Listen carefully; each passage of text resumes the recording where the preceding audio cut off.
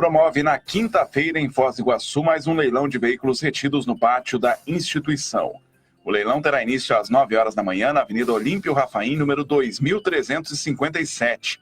Entre os 1.400 veículos que serão leiloados, 530 estão conservados e têm condições de voltar a circular. Os veículos restantes serão negociados como sucatas para reaproveitamento de peças e partes metálicas. Entre os itens classificados como sucata estão veículos de origem estrangeira. Os lances mínimos dos veículos conservados, presenciais ou via internet, variam de R$50 a R$5.000. Quem desejar participar do leilão de forma online deve se cadastrar previamente através do site do leiloeiro. Os veículos poderão ser examinados ao longo dos 5 dias que antecedem o leilão. RCI. A ordem de serviço para a construção da segunda ponte entre Brasil e Paraguai foi assinada ontem pelo governador do Paraná, Ratinho Júnior, e pelo diretor-geral brasileiro de Itaipu, Joaquim Silva Luna. O contrato prevê um prazo de 36 meses para a execução. Segundo Osman Bove, gerente de contrato do consórcio Construbase Cidade Paulitec, responsável pelas obras, a movimentação para início dos trabalhos já começou e na terça-feira o local começa a se transformar no canteiro de obras. O investimento total de R$463 milhões é de Itaipu, sendo 323 milhões para a ponte e 140 milhões para a perimetral leste. O gerenciamento das obras estará a cargo do governo do estado. A previsão é de contratação direta de 400 operários para a ponte e outros 400 operários para a perimetral. RCI. Diretor-geral brasileiro de Itaipu, Joaquim Silva Luna, que sinalizou ontem também, durante a assinatura da ordem para o início da construção da segunda ponte em Curitiba, que a Binacional pode custear a obra de ampliação da pista do Aeroporto Internacional de Foz do Iguaçu. A ampliação é necessária para que o aeroporto possa receber voos de maior porte. A título de comparação, o aeroporto de Porto Iguaçu, no lado argentino, está recebendo nesta sexta seu primeiro voo internacional direto para a Europa, algo que não é possível aqui em Foz com a atual extensão da pista. O projeto de extensão dos atuais 2.195 metros para 3.270 foi elaborado pelo Fundo Iguaçu e entregue ao Ministério da Infraestrutura. Outras notícias de Foz do Iguaçu e região fronteiriça você confere de segunda a sábado, das 8 às 10, no programa Amanhã RCI. Eu sou Guilherme Wojciechowski e este é o RCI Notícias. RCI Notícias, de volta a qualquer momento na programação. RCI, Rede Comunicadora Iguaçu, integrante da Rede Bandeirantes de Rádio.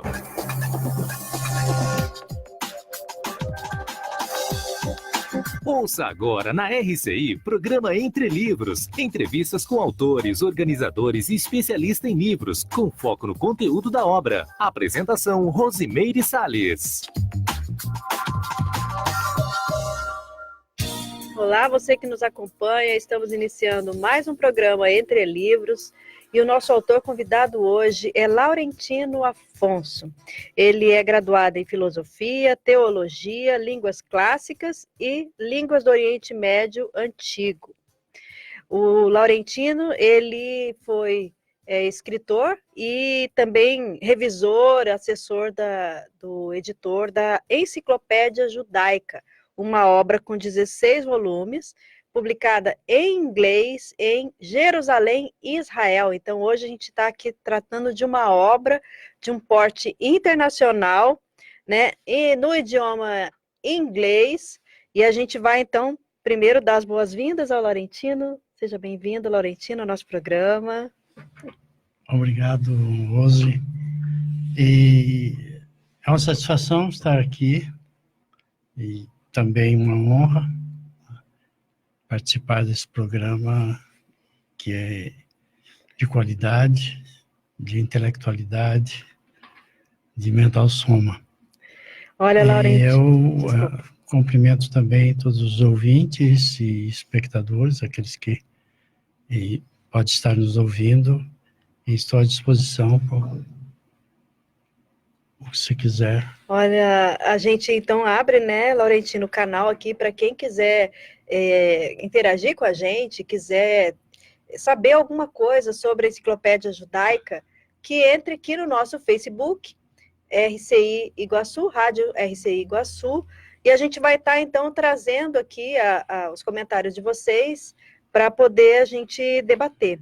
Laurentino, a honra é nossa, sabe, de ter assim, uma obra assim, com esse porte tão sério, tão importante, né, A gente já teve aqui a Enciclopédia da Conscienciologia, na época tinha 8 volumes, né? E aí agora a gente tem uma obra com 16 volumes, então realmente é assim muito significativo, né? E a gente queria que você desse então primeiramente os detalhes assim do que exatamente é essa obra, né? Quando ela foi publicada, a gente colocou aqui Jerusalém, né? Você morava na época em Jerusalém. Como que foi aí? Como que foi a produção dessa obra? Conta um pouquinho assim o escopo dela. Essa enciclopédia foi idealizada por Cecil Roth, um historiador judeu em inglês, e ele já estava adiantado em idade. A obra começou em 1967, mas ele veio a falecer, e ele nem viu a obra ser pronta, não? Não viu. Ai, que não dó. viu nenhum volume publicado. Poxa. Mas o impulso que ele deu, o conceito que ele gozava em toda a intelectualidade judaica no mundo, deu suporte. E um outro professor, muito conceituado também, autor de história, de música, era um polímata, Jeffrey Wigoder, que a gente falava lá, Vigoder, em a pronúncia hebraica, ele assumiu a direção e levou a cabo. Esse professor, que eu vinha conhecer em 70, foi quando eu entrei, já tinha alguns volumes, 2 volumes já estavam prontos, e mais tarde tive a satisfação de tornar amigo, e inclusive cheguei a trabalhar com ele na própria casa dele. Bom, o que era isso aí? A Enciclopédia Judaica, essa primeira edição, que saiu em 1970, ela contém 16 volumes.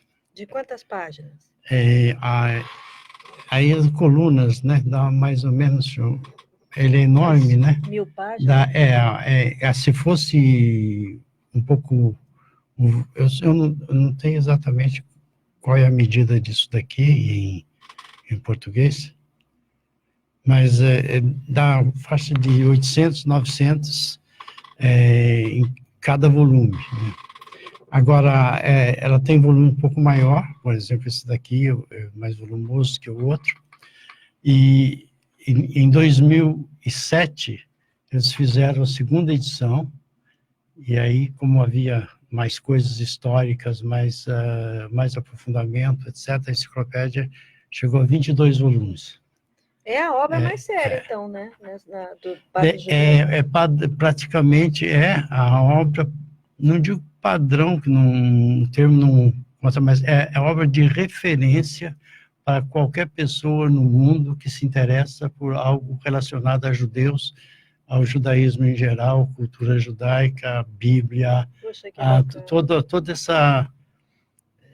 esse mundo judaico, ela trata. Ali você tem, na enciclopédia, desde o primeiro capítulo da Bíblia, toda a história do povo judeu, em todos os ramos, todas as atualizações, todas as pessoas importantes, ou que perseguiram os judeus, ou que auxiliaram os judeus, ou que favoreceram, constam ali. Tem nome de papas, tem nome de reis, cristãos que fizeram algo de bom. Tem o Holocausto, por exemplo. Pois é, isso que eu ia perguntar. Tem páginas e páginas, né, sobre o Holocausto. E não somente o que eles sofreram naquele momento terrível, mas as pessoas que não eram judias e que trabalharam salvando crianças, salvando... Então, é uma obra muito séria, muito séria. E eu tive o prazer de trabalhar lá durante 2 anos e um pouco mais de 2 anos. a seriedade da consulta das fontes. Quando eu cheguei, em 70, cheguei lá, primeiro dia, eu falei, o que eu vou fazer? Você podia verificar umas fontes para nós? Aí me deram toda uma bibliografia lá para verificar as fontes. Eu fui à Universidade Hebraica, que era perto, né, onde eu estudava, e fui à biblioteca, peguei todos os livros que eram citados, todas as revistas que eram citadas, e verificava exatamente se a citação, de fato, estava real. Então, o que a gente lê lá corresponde, não há uma citação de uma bibliografia só por constar. Se ela foi citada, ela tá referida no texto. Sério, o texto é muito sério, é um trabalho muito sério. Aí, passados uns dias, acho que uma semana, tinha uma senhora, Greta Finkelstein, eu gosto de falar o nome dela porque é uma pessoa fantástica. Ela era encarregada justamente de distribuir os trabalhos para a nossa equipe. Eu já tinha conversado com você antes, mas quem está ouvindo não sabe, nós éramos 150 pois é, uma equipe enorme, no prédio, né? Engajados nesse trabalho, focado nisso daí. Cada um na sua especialidade, cada um na sua competência, desde das secretárias e o RH, o diretor, etc., todo mundo ali, ficava naquele prédio. Agora, os escritores de verbetes, os cooperadores, não, esses estavam espalhados pelo mundo inteiro. Pois os judeus estão no mundo inteiro. E vinham, por exemplo, um trabalho escrito em russo. Ele era traduzido para o inglês americano, porque essa enciclopédia é escrita em inglês americano com a grafia americana, não é a grafia britânica. Então, tinha tudo um padrão. A gente tinha dicionários enormes lá de Webster, né? Que era o padrão, você verificava tudo. O trabalho do revisor consistia também em verificar a grafia, verificar se está para ter uma qualidade.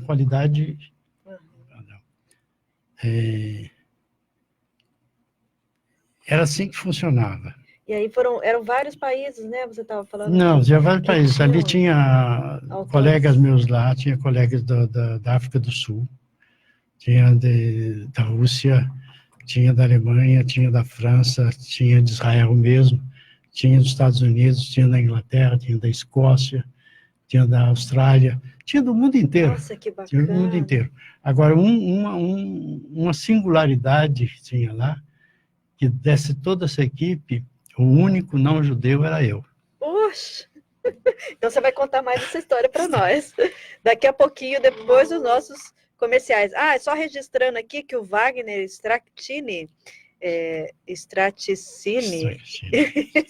já entrou aqui, está acompanhando a gente, e você está mais do que convidado a poder interagir também, enviar aí seus questionamentos, seus comentários, e a gente volta daqui a pouquinho depois dos comerciais.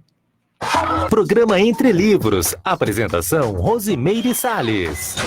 Você já sabe onde irá comprar os materiais elétricos do seu imóvel? É claro que você sabe! É na Eletromil! Conheça a nossa loja e veja os mais diversos artigos em lâmpadas, lustres, pendentes, luminárias, além de chuveiros e toda a parte elétrica para a sua casa ou estabelecimento comercial. Eletromil, Rua Stanislau Zambrick, 611 Centro, próximo ao Mufato Boici. Fone 3528-8130. 13h15. Curta esse inverno com a pura energia da Copel. Nesta época do ano, fique atento à potência e à regulagem do chuveiro. Evite desperdiçar água e energia. Fique ligado nessa dica da Copel. Evite o exagero. Banho quentinho não precisa ser demorado. Combine conforto com sustentabilidade. Assim, você aquece o seu inverno sem esquentar a cabeça com a conta de luz. Copel, pura energia. Governo do Paraná. Com a reforma da Previdência cada vez mais próxima de ser aprovada, que tal começar a planejar seu futuro? Na Ademilar você garante uma renda futura e vitalícia e aumenta seu patrimônio. Acesse ademilar.com.br, faça uma simulação e descubra que a sua aposentadoria imobiliária pode começar hoje. Ademilar, consórcio de investimento imobiliário, o investimento da sua vida. E agora vamos falar de economia e o Consalter é sinônimo de economia. Confiram as ofertas para esta sexta-feira, dia 2 de agosto. Alcatra com maminha o quilo, R$ 18,99. Pernil suíno com pele, R$ 6,99 o quilo. Coxinha da asa congelada o quilo, R$ 6,98. Arroz Tio João 5 quilos, R$ 14,99. Café Caboclo 500 gramas, R$ 5,99. Refrigerante Guaraná Antártica 2 litros, R$ 3,99. Cerveja Itaipava 269 ml, R$ 1,39. Beba com moderação. A quantidade é limitada por cliente e o Consalter não vende no atacado. Consalter, o super amigão. Voltamos a apresentar programa Entre Livros. Apresentação Rosimeire Salles. Estamos então conversando. Nós estávamos aqui justamente questionando aqui o Laurentino, né, fora do ar aqui, aonde que a gente adquire hoje essa enciclopédia, não é isso? Essa era a sua dúvida? Vamos responder, Laurentino. Bom, essa edição, naturalmente, não está mais à venda, a não ser que encontre em algum sebo, né? Tá. Não, mas eu duvido, né? Uhum. A segunda edição, você pode... É só entrar na internet e Enciclopédia Judaica, escreve em si, o I é um Y, Clopédia Judaica. Aí dá e aí, só digitar isso aí que você já acha. E tem digital e tem... que bom que já tem digital. Eu tenho em casa digital, segunda edição. Que bacana. Agora, Laurentino Wagner aqui, autor também, né? Nosso colega aí de autorado, ele falou o seguinte, que trabalho de alta qualidade do professor Laurentino, ótima escolha para a entrevista de hoje, valeu, Wagner. Agora, você estava contando para a gente daquela história, né? Fazia uma semana que eu estava lá fazendo esse trabalho simples, mas de responsabilidade, que é ir à fonte, verificar a fonte, é importantíssimo um trabalho científico. Sem isso, diz que diz, que dá parece, a credibilidade. A credibilidade. Né? Aí ela chegou e falou para mim, Yossi, porque meu nome é Laurentino José Afonso, então eu já tive vários nomes para ir afora. Laurentino era mais difícil de falar, então Yosef. Começaram a me chamar de Yosef e Yossi Zezinho. Né? Que coisa. E Yossi. É bom registrar que você já viajou e já morou em vários países. Vários né, países. Vários continentes também. E ela me disse, você podia escrever um trabalho, um verbete, né? A gente chamava de artigo, um verbete sobre a morte. E eu fiquei assim, mas porque ela falou, não, tá aí, tá esperando, o volume está atrasado, ninguém escreveu. É justamente morte é death, então está na letra D. E para ver, quando eu cheguei, então, a letra D ainda não tinha sido publicada. Aí eu falei, pois não, vou arrumar material, aí fui arrumar material. Estudar a morte do ponto de vista judaico. Judaico e da cultura antiga. Sempre que entrava a questão da Bíblia, porque o meu setor de trabalho era a Bíblia. Entrava a Bíblia, então todo o entorno, sociológico, né, histórico, linguístico, etc., entra. Aí eu falei, poxa, faz mais de 2 anos que eu saí da Inglaterra, o meu inglês está enferrujado. E ela falou, não tem problema, escreva em qualquer língua. Se quiser escrever, a gente traduz. Aí, pode escrever em português. Eu falei, mas português meu está mais enferrujado ainda, vou escrever em francês. Porque eu morava numa casa que francês era a língua diária, né? E eu tinha feito faculdade, né? Quantos países você morou, Laurentino? Eu morei na França, quando saí daqui da França, morei uns meses, várias vezes na Alemanha, morei na Inglaterra 2 vezes, uma vez que eu fui no verão, né, passei o verão lá, 3 meses e pouco, e depois, já depois de formado, né, eu fui substituir um padre que tinha morrido num acidente. Eu ia indo justamente para Jerusalém, para continuar meus estudos em Jerusalém. Quando cheguei em Paris, eu recebi uma ordem, né, veio por telegrama, na época telegrama, não tinha todas as facilidades que temos hoje, né, para ir para a Inglaterra para substituir. Aí eu fiquei lá 5 meses, até que eles arrumaram alguém para substituir. Então, 5 meses eu fui coadjutor numa paróquia em Londres. Bom, aí eu escrevi e entreguei para ela, quando eu terminei o trabalho, entreguei, né, dias depois, e ela falou, nós estamos assoberbados em tradução aí e tal, isso aqui precisa ser rápido, você não teria alguém lá que fosse bilíngue, né, canadense, por exemplo, sabia que a gente é internacional, que pudesse traduzir isso daí para o inglês? Eu falei, eu acho que eu consigo sim. Aí eu falei para uma freirinha nova, né, que estava estudando na universidade também, você topa? Ela falou, opa, quanto é que eles pagam por palavra? Eu falei, uns trocados a mais sempre ajuda. E ela traduziu. Aí quando eu eu peguei, aí eu comecei a corrigir a tradução dela, porque ela, embora fosse bilíngue, ela era normalista, ela não era do ramo.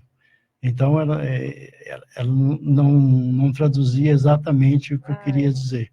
Aí eu fui corrigindo, aí a Fingerstein disse, por que você não escreve em inglês? Eu falei, tá bom, a próxima eu vou escrever em inglês. Mas aí a gente já estava bem dentro já fazia semanas que estava lá, e trabalhando o tempo todo com aquilo ali, várias horas por dia, né? A gente chegava às 8 da manhã e saía às 4 horas da tarde, né? Não saía do prédio. Comia na cantina ali mesmo e tal. Eu escrevi, interessante é isso, né? A morte. Aí passa um pouco, eles me pedem a imortalidade da alma. Pois Depois vai todo o extrafísico, coisa relacionada com a realidade da vida e a outra vida. Né? E tudo sob a ótica dos judeus. Judeus, da história. Da história e, sobretudo, da Bíblia. Como a Bíblia enfocava aquilo. Né? E, no caso aí da imortalidade da alma, a gente falava justamente dos egípcios, que tinham uma maneira diferente de encarar, eram mais otimistas. Aqui, quando eu falo aqui... então não era só os judeus. Não, a gente... Fazia um cotejo... Exato. O que eles tinham de particular, o que eles tinham de semelhante e de semelhante. Que bacana. É uma coisa bem... Puxa, complexo. É bem complexo. E à medida que foi indo, eu fiz eu escrevi centenas de verbetes. Agora, eu assinei uma meia dúzia só. Mas por quê? Porque eu achei que esses eram mais interessantes. Né? Mas aí você não assinava, ficava como editor. Editor. Por isso, quando você pôs editor lá, não achei ruim, porque eu assino como editor. Como editor. Certo. Mas por que você não quis assumir? Não, porque não tinha... Não era muito relevante? Não era muito relevante, então fica por conta da enciclopédia. A enciclopédia que é responsável, né? Não tudo, né? Não era relevante. Agora, tem por exemplo, Nabônidos, que é um dos últimos reis da Babilônia, é uma coisinha pequenininha, mas dá o trabalho, né? Coisa histórica, né, e tal. Esse eu assinei. Né? E você falou que eram várias equipes, né? Tinha uma equipe que cuidava só da parte de literatura, outra só da música, Exato. Outra, no seu caso, era da Bíblia. Da Bíblia. E tinha justamente as equipes, além de ter a equipe disso daí, tinha as equipes das edições que eram relacionadas com isso. Eu, por exemplo, fazia revisão, não fazia revisão de nada relacionado com música. Ah, perfeito. Era tudo profissional. Por isso que tinha bastante gente. Né? E os tradutores. Aí, passados uns tempos... Você foi tradutor também, então? Eu tenho um artigo só que eu traduzi. Ah, tá. É esse daqui. As a Bible Scholar, sobre Spinoza. Eu posso até contar a história disso daqui. Conta. Que é um autor alemão, Rudolf Sment, que é filho de um célebre autor também, o outro Rudolf Sment, do século XIX. Ele é contemporâneo, do século XX. Esse artigo ficou parado um tempo, porque alguém traduzia, e a casa editora, lá onde eu trabalhava, tinha como logo, como máxima, ou sei lá, como slogan, traduzimos de qualquer língua para qualquer língua. Olha. Tinha gente competente. Caramba. Eles tinham equipes, né? O judeu está no mundo inteiro, então, e traduziram. O chefe de departamento, que era esse meu professor, não entendeu o texto, mandou de volta, e assim por diante. Um belo dia eu estava tranquilo lá, quando essa Gewalt Finkelstein veio reclamando do Haran, que era o responsável, né, por setor de Bíblia, né, do departamento de Bíblia, e que era professor meu, que eu queria muito bem, que eu considero como um amparador intrafísico, porque ele me ajudou muito nessa vida. E a última notícia que eu tinha dele, ele tinha 90 e poucos anos, e ainda estava vivo. E ela chegou falando, eu não aguento mais esse Haran e tal, não sei o quê, assim, como revoltado, eu não conseguia entender por que ele estava recusando esse trabalho que as pessoas estavam fazendo. Aí eu imediatamente tomei as dores do Haran, claro, né? Eu falei, mas o que é isso, Gewalt Finkelstein? Por que você está assim, reclamando do Haran? Ela disse, ele não está contente com nada. Ele disse que as pessoas não têm... Por que ele não traduz? Eu falei, desculpa, mas não é a função dele. A função dele é velar para que saia a coisa correta. A informação, né? Ele não é função dele traduzir. Esse Haran é um judeu russo, né? E que já estava em Israel há muitos anos. Inclusive, antes ele tinha um nome diferente. Talvez no correr da coisa aí eu conto a história.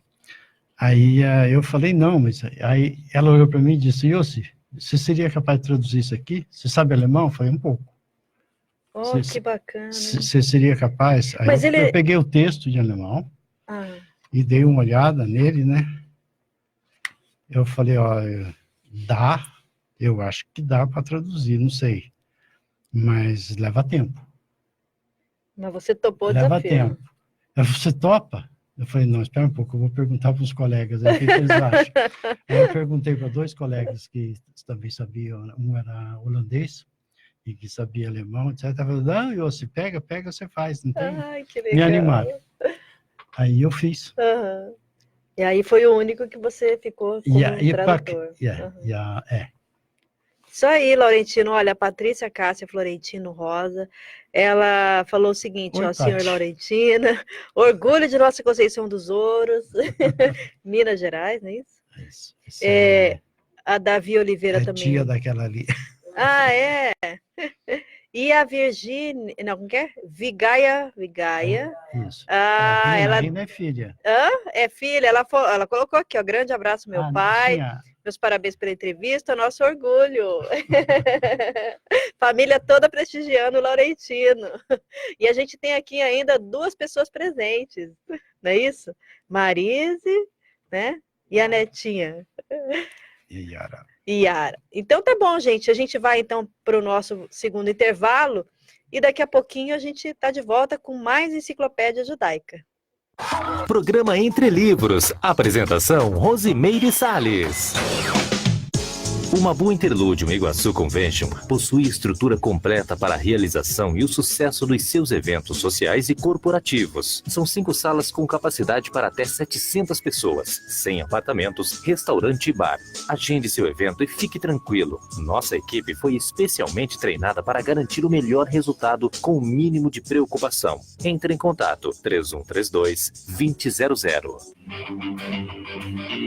Você contratou um plano de fibra ótica, mas a velocidade do seu Wi-Fi não é lá essas coisas? A tecnologia para ter mais velocidade e estabilidade no Wi-Fi está agora mais barata. Conheça o novo roteador com tecnologia Mesh, vendido e instalado pela Linka. O Twib, ele melhora a velocidade e estabilidade do Wi-Fi em todos os pontos da sua casa, mesmo que ela seja muito grande. Que tal ligar aqui na Linka para instalar seu novo roteador? Fone 3523-0533. Anotou? 3523-0533. Ou visite nosso site www.linka.net.br. Linka, a melhor internet por fibra ótica, também oferece o Twib, novo roteador que dá velocidade e estabilidade no seu Wi-Fi.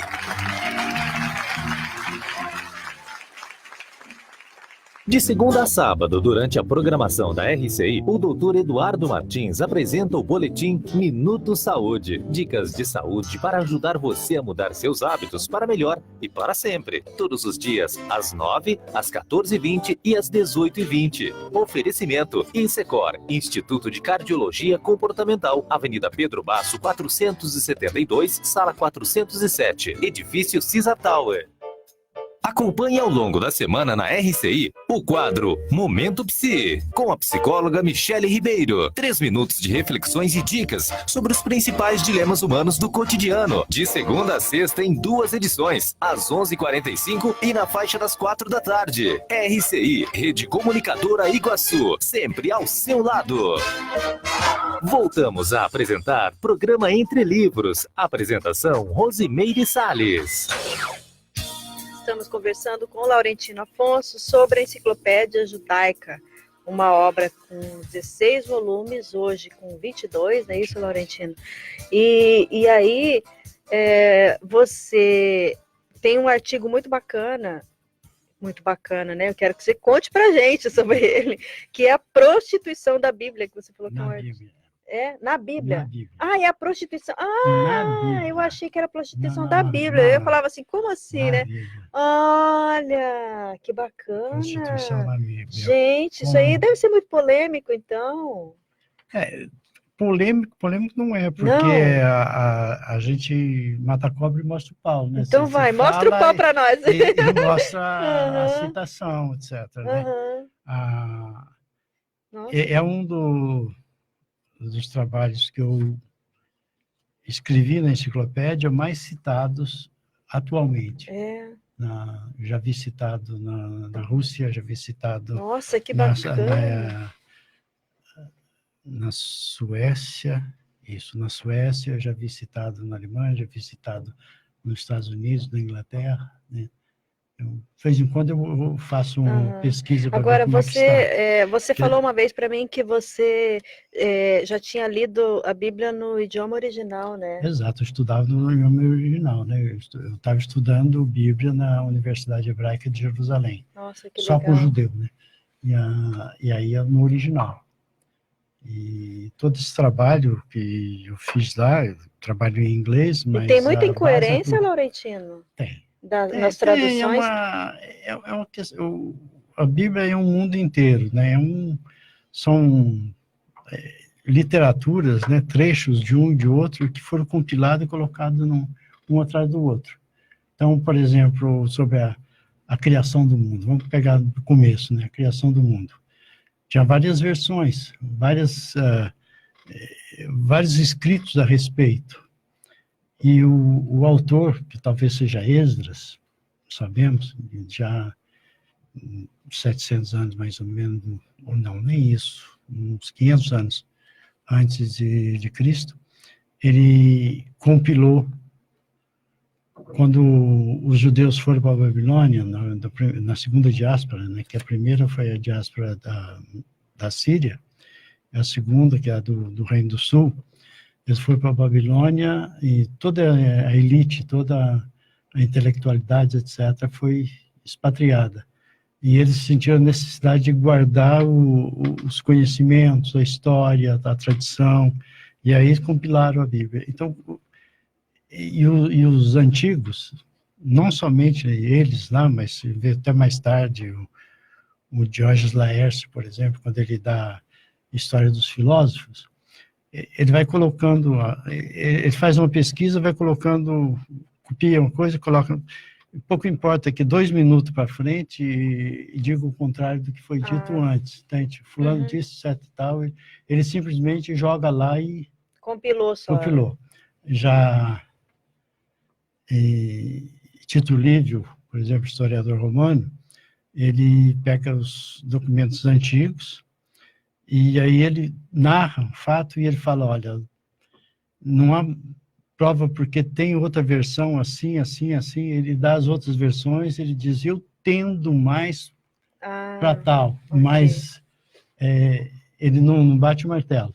E lá não, eles colocava e não explicava. Então, está contando uma história, e aí fala que Deus, né? O Senhor, tal, tal, tal. Daqui a pouco são anjos. Não, mesmo parágrafo. É o que é Deus, daqui a pouco é um anjo. Então, são versões diferentes. No primeiro e segundo capítulo da Bíblia, você vê Deus chamado Elohim. E logo para frente começa a história de novo com Deus chamado Javé, que a turma chama aí de Jeová, né? Sim. Javé. Então são tradições diferentes dentro da história judaica, e são ritos, mitos, histórias diferentes. Um caso que escandaliza quem não entende como é que funcionava a coisa. Na época de Davi, no livro de Samuel, Davi resolveu contar o povo, quer dizer, fazer um recenseamento. Aí está dito lá, Deus tentou Davi para fazer o recenseamento, para contar o povo. O orgulho, quer dizer, ele é a raiz de tantos, etc.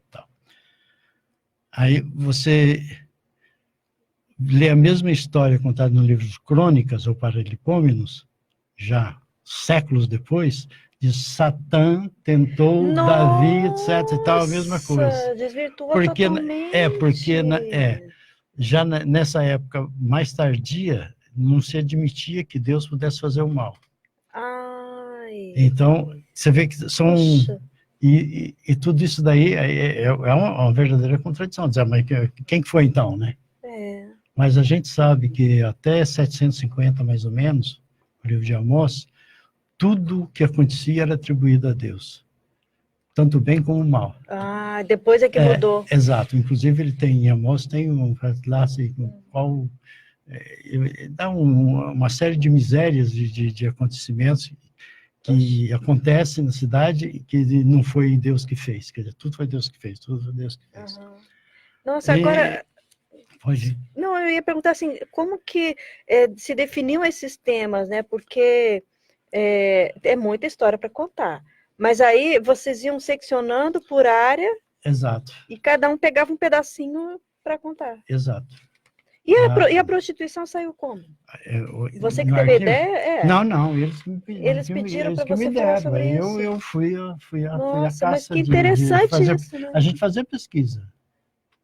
Aí você foi lá nos originais da Bíblia para achar. Esse daqui, por exemplo, da tradução, ela simplesmente falou para mim, pega o material que você quiser, vai embora para sua casa e só volta aqui o dia que você terminar.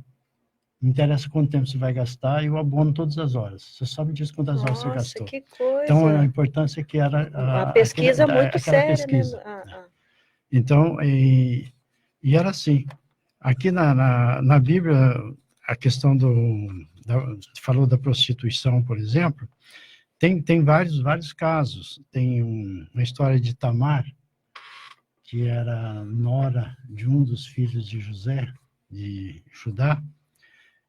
Ela era viúva, porque o primeiro e o segundo marido dela tinham morrido, e ela deveria casar com o terceiro, que era jovem ainda. Para isso, teria que explicar, né? Existe uma lei do levirato, é uma tradição deles, né? É uma questão sociológica, né?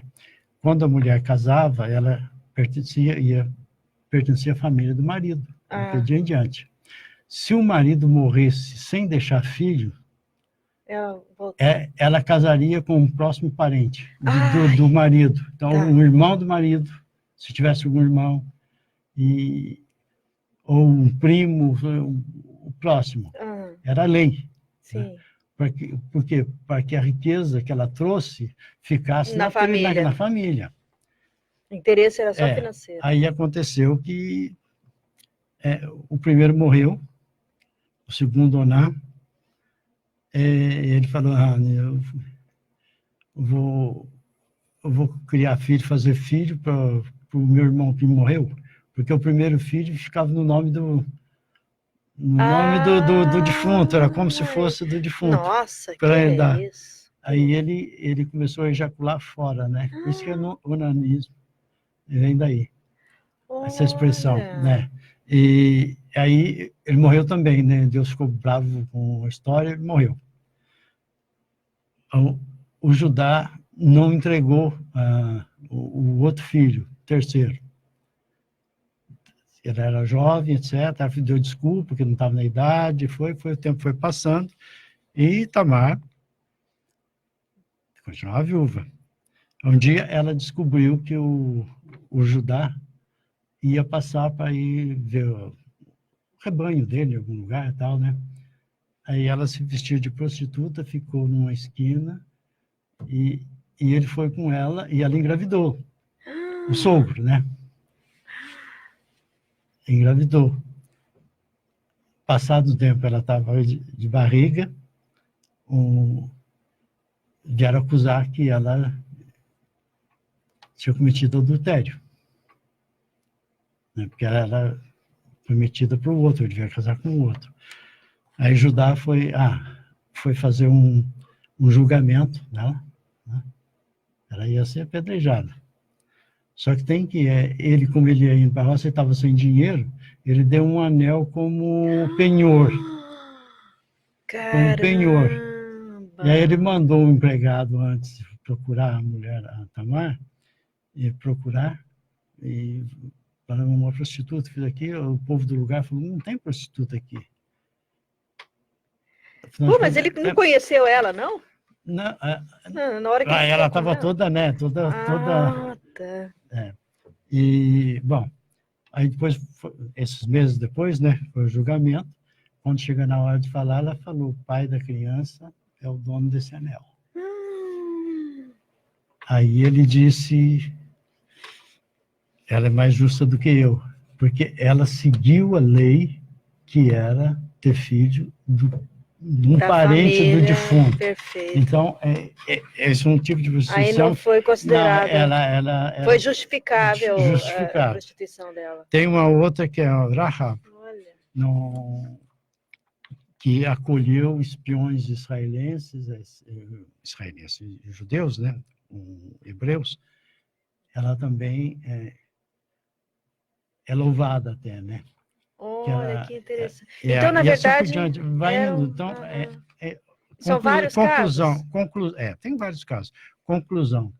A prostituição era uma realidade, embora as prostitutas fossem mal vistas, só não podia ser prostituta, era filha dos sacerdotes. Se fosse, ela seria condenada à morte. Isso tudo está na Bíblia? Tudo na Bíblia. Tudo na Bíblia. Caramba. Poderia ter lido o artigo inteiro, mas é grande. É muita coisa, né? Muita coisa. E a gente precisa ir para o nosso último intervalo, Laurentino. Então, vamos lá. Então, a gente vai para os nossos comerciais e voltamos aí com o nosso último bloco daqui a pouquinho. O bloco aí nós vamos dar The Word, então. Programa Entre Livros. Apresentação, Rosimeire Salles. Uma vila para chamar de sua. O Vila Florata é um bairro único, localizado na Avenida Felipe Vancher, a 200 metros do Consalter, próximo ao Maimabu Interlúdio. uma das regiões que mais cresce na cidade. O Vila Florata está entregue e pronto para construir. Últimas unidades de lotes com 360 metros. Infraestrutura completa e condições imperdíveis. Entrada de 10% e saldo em 140 vezes direto com a loteadora. Plantão de vendas no local. CCIA Imóveis. Telefone 45 3523 1626 ou acesse www.cciaimoveis.com.br. Computadores Apple, sinônimo de sofisticação e qualidade. Em Foz, você conta com uma assistência técnica especializada da Hardset para seu iMac, MacBook e Mac Pro. Limpeza, upgrade e atualização de seu Mac. Confie na Hardset. Na República Argentina 3855, ao lado da Fraida. Hardset.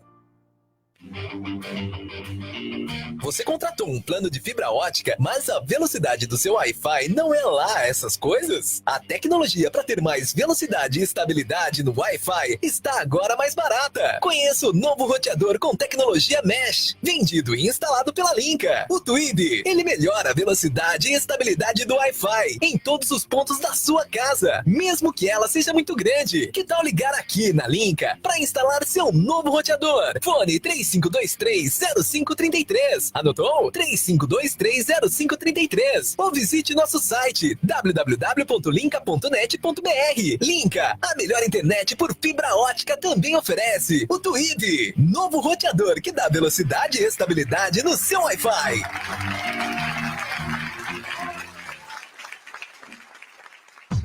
Todos os sábados, à 13h, a RCI convida você para o debate do seu projeto de vida. O que você quer deixar como legado de sua existência? Quais são as suas metas pessoais? Como gostaria de ser lembrado? O que lhe motiva a ir adiante, faz brilhar os seus olhos? Venha e participe desta jornada. Ouça ao vivo no rádio e assista a live no Facebook Rádio RCI Iguaçu. Programa Projeto de Vida. Sábado, da 1 às 2 na RCI. Rede Comunicadora Iguaçu.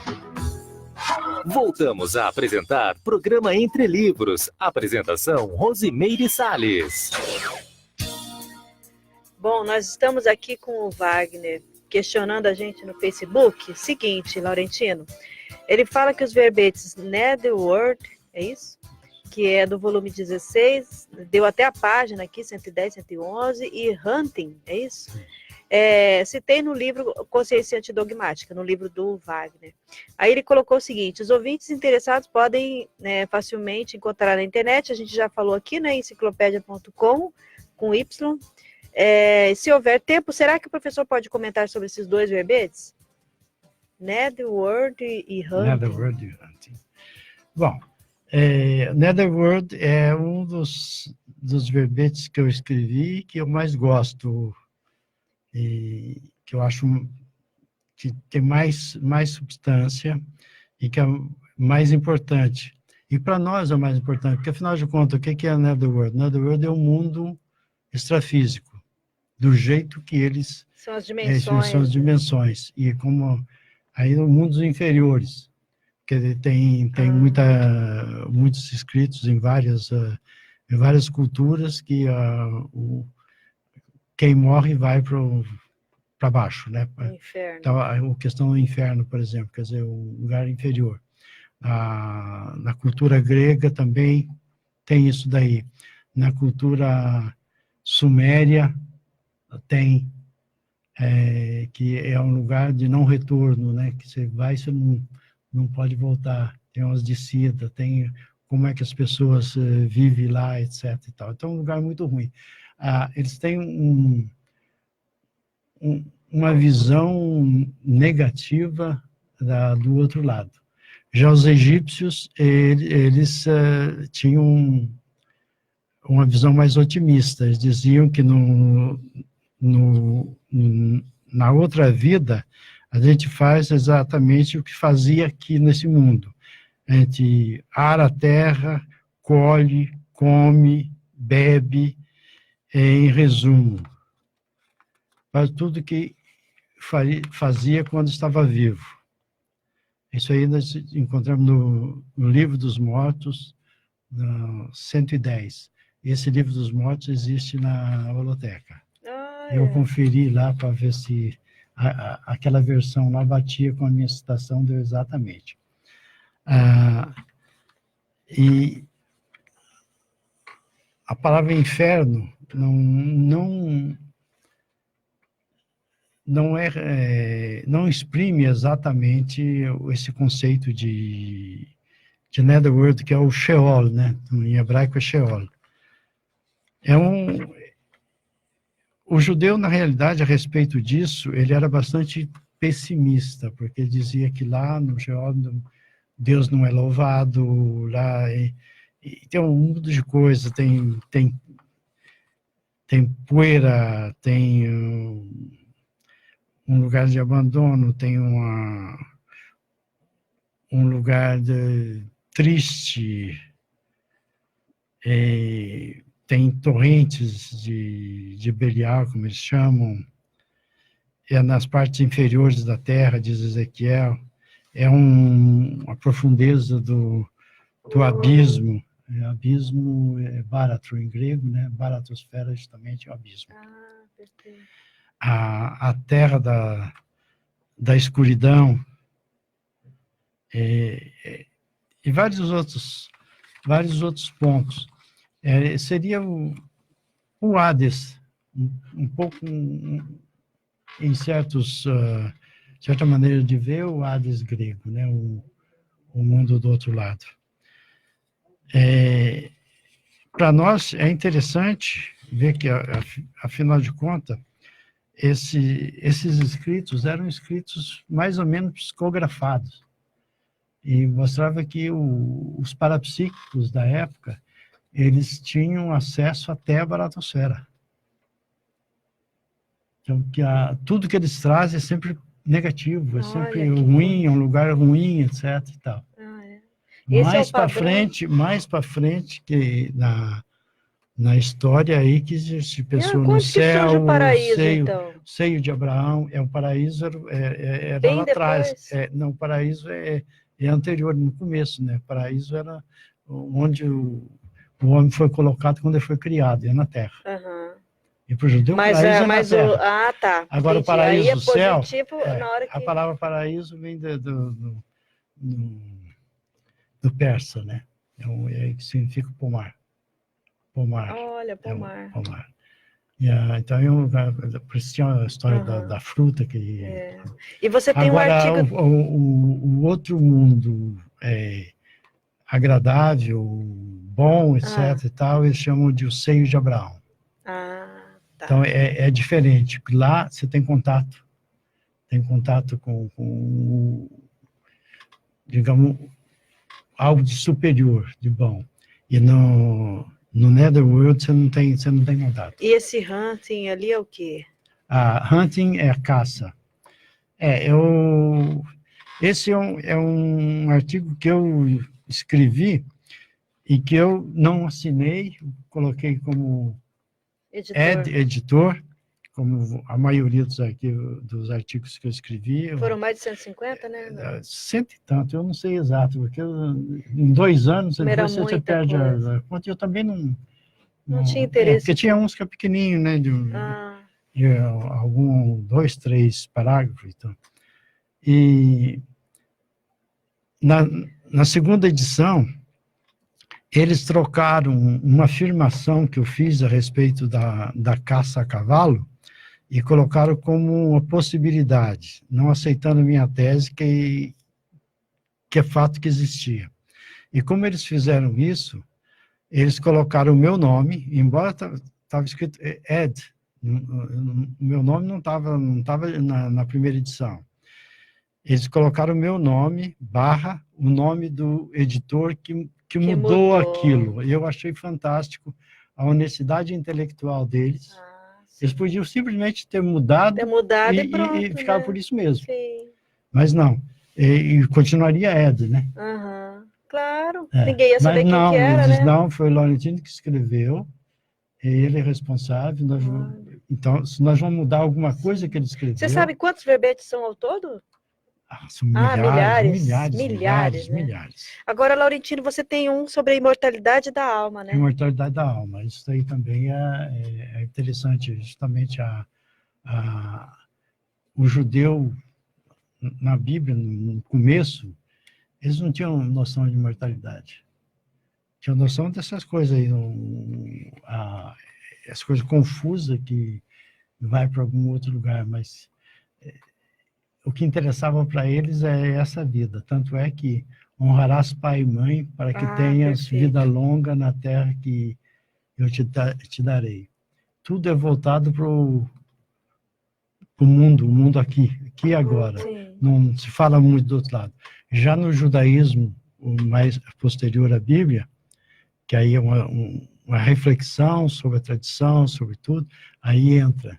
A gente não sabe exatamente quando, mas os fariseus já eram, eles acreditavam na perenidade da vida, que você morria, mas você continuava vivendo, e aí você ou era castigado se você tivesse feito mal, ou se era premiado se você tivesse feito bem, se a sua vida foi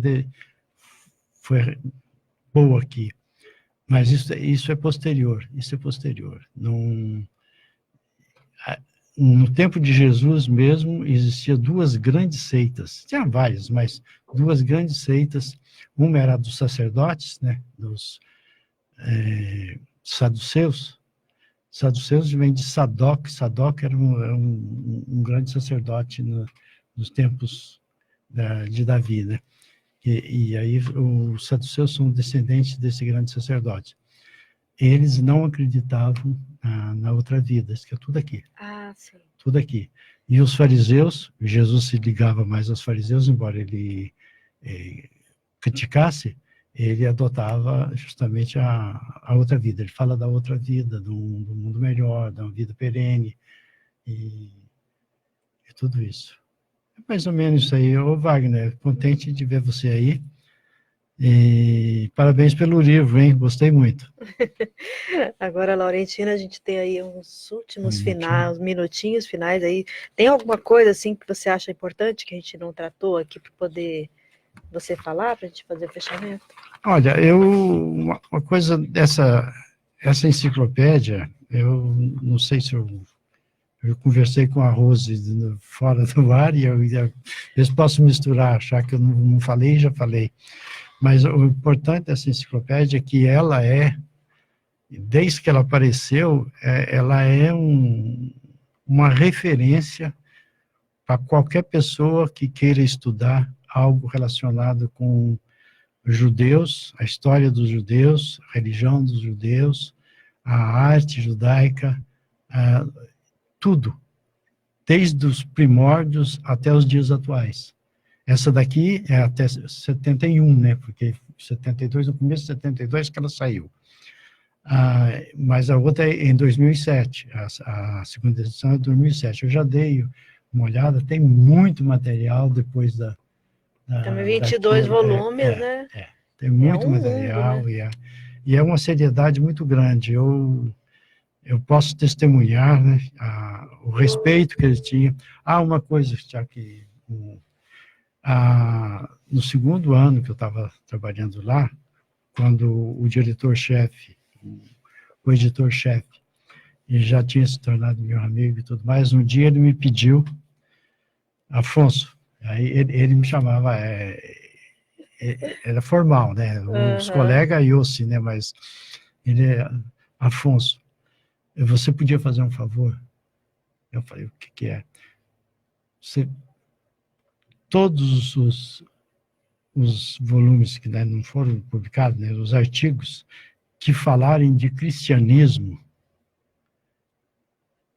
que abordarem o cristianismo, você lê para não deixar sair nada ofensivo. Nossa, olha só.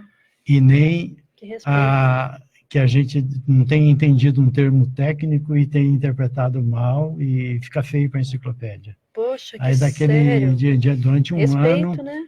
tudo que relacionava com o cristianismo passava por minhas mãos. Olha. E outra coisa, eu fiz a revisão total do volume 9. Uhum. Eu li isso aí umas 5 vezes. Poxa. Fui responsável por todinho. Bom, Laurentino, olha, hoje é assim uma grande honra mesmo, sabe, gente? Olha, Laurentino, para vocês só saberem, assim, hoje eu penso que a pessoa que eu conheço, que tem mais erudição, que tem mais polimatia, é impressionante o conhecimento que essa personalidade tem. Mais de 10 idiomas ele domina, ele fala, ele lê. Então, é assim, uma satisfação enorme, além da especialidade dele, né, na Conscienciologia, que é a paremiologia. Então, ele conhece parêmias, pensatas, máximas, aforismos, e nos idiomas originais, que eu acho, assim, fora de série. Então, Laurentino, assim, só posso agradecer, né, assim, um respeito muito grande por você, assim, para mim, hoje, eu acho que, assim, em termos de erudição, a gente está esperando outros livros, né, seus, porque a gente merece saber um pouco mais da sua história, não dá tempo da gente falar tudo aqui, mas é uma satisfação enorme, e a gente agradece também a presença de vocês, a participação de vocês. Então, obrigada, Laurentino. Eu e que a gente agradeço. a gente está de volta, então, na próxima sexta-feira, com mais programa Entre Livros. Você acabou de ouvir